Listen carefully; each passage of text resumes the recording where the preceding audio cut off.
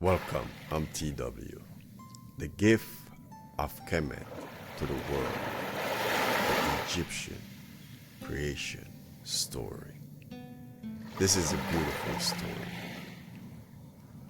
The symbolism within this story is out of this world. When you dig into this creation story of the Egyptian Kemet, it's beautifully done when you go through it and you get the full understanding of what it is. Then you will come to the realization that these people were masters in their field, and that's why they were able to do what they did, building those great structure that we admire and that has motivate mankind from the day they were put up. And even today, people flock from all over the globe to see this structure. But the writings, the ideas that they left behind, that's even bigger than the structures that they leave behind. If you dig deep into their writing, the value to mankind that you can pull from out of that, it's enormous. And I don't think we have touched on a lot of it. I think we're just skimming on the edge, because the spiritual value that lies underneath all this, it's crazy. It's tremendous. It's huge. Let's just touch on a little part of this. This fight between Azar and his brother Seth. Let's look at this drama playing out in the family here with Azar, Seth, and Isis. And Azar produced a son with Isis. Let's look at this drama and what happened here. Azar was the ruler. His brother Seth got jealous and decided to eliminate him. He eliminated him, cut him up into pieces, and scatter his remain all over. Then his wife, Aset or Isis, gathered back up all these pieces, and one piece was missing. She managed to work magic and put back that piece together, and got impregnated and produced a son, which she got to hide from his uncle Seth. All these pieces that were scattered all over represent what within you. I want you to look at these parts that was cut into pieces and scattered all over as the negative aspect of you being. There's hatred, there's jealousy, there's envy, there is corruption, you name it, all the negative and destructive force within a man. If you are scattered in all these pieces, call it whatsoever, hatred, then once you can take your time and conquer hatred within you, conquer jealousy within you, conquer envy within you, and get all those things under control and make yourself one, and you're not scattered in these fragments of you giving your energy to all these separate entity, and all your energy is given to one thing, and that's the central part of your being, which is you. You become known and you are known. In other words, you know yourself, you know what you are. You are not hatred, you're not jealousy, you're not envy. You're none of those negative energy. You know the real part of you and you know what you are. And you become the dominant force within, ruling over hatred, ruling over jealousy, ruling over envy, and all those negative force within you. You have the power over them. This is you coming back together, coming back as one, and ruling on a spiritual level within you. You becoming the ruler of your destiny. You becoming the son of all this. You becoming Horus. You becoming Eru, out of this destructive process which you put back together and make something new. You become that son. You have the eyes that can see within, to see what's happening within you. You putting yourself back together. And this fight is not over, because you're still gonna face opposition coming from deep within yourself. And this, in a way, represent your evil uncle, which is Seth, who is trying to keep power within you. That force within you which is trying to manipulate you. But you gotta stand your ground and fight for your life. Because if that force wins within you, then you're finished. If Seth wins within you, Seth is Satan in the Christian religion. So if that force wins within you, then you got to become a slave to that force. You're going to become a slave to the hatred. You're going to become a slave to envy. You're going to become a slave to jealousy and those kind of negative emotion. But if you can capture these and become the master of these, become the ruler of these, then you're on your way, because you will be the one dominating this force. You will be the one using this force to your advantage, not this force using you. You become one.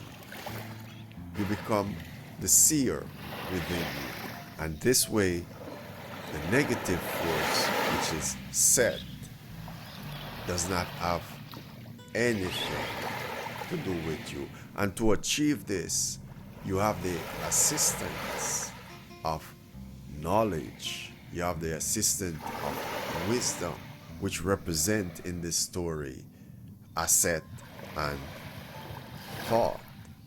Thought is the knowledge, is the writer of God, the scribe of God. And Isis represent the wisdom that take care of you, within you, which is directing your move, which way to go. For you to have that reasoning skill to say, this is no good for me. This negative energy that want to take over or I'm attracting within myself, in the end, won't be beneficial. So these things you got to dominate within yourself, and don't give these things any power within you. Because if they get any power within you, then you are royally screwed. in that sense. You becoming Horus or Eru, it's you taking control of your own life. You taking control of your own destiny. You have the eyes of Horus. That means you have the insight. You can look within yourself. You are the ruler within yourself. You can create whatsoever you want to create because you have the power to direct whatsoever energy that's coming in through the thoughts. You can direct them in the direction you want them to go, and you can eliminate those that are not beneficial. You have the power to guide and direct and to eliminate and get rid of those things that are not useful within you when you get to this stage. So this story it's a brilliant piece of work. If you dig deep into it and analyze it, you can see your own story reflecting back at you within this situation, within this play. Because you know if there's certain energy within you, you know where it's going to lead to. And you want to be in control of this energy. Be in control of the negative energy within you. Be in control of the procrastinator in you to get things going. And once you can dominate this force within you, then nothing can stop you. Nothing can stand in your way. You're free to do whatsoever you want to do once you get to a place where you know exactly who you are and what you are. As I said, the things playing out in this story are things playing out within you each and every single day. If you're paying attention to what's happening within you, you will see these things playing out. You can confirm within yourself to see if this is true. Because if hatred should dominate you, if envy should dominate you, jealousy should dominate you, then it will put you in a disadvantaged situation if these things are dominating you. Because if they're dominating you, that means they're using your energy to achieve what they want to achieve, and you are not in charge. So it's something playing out in you on a daily routine, if you look at it in that sense.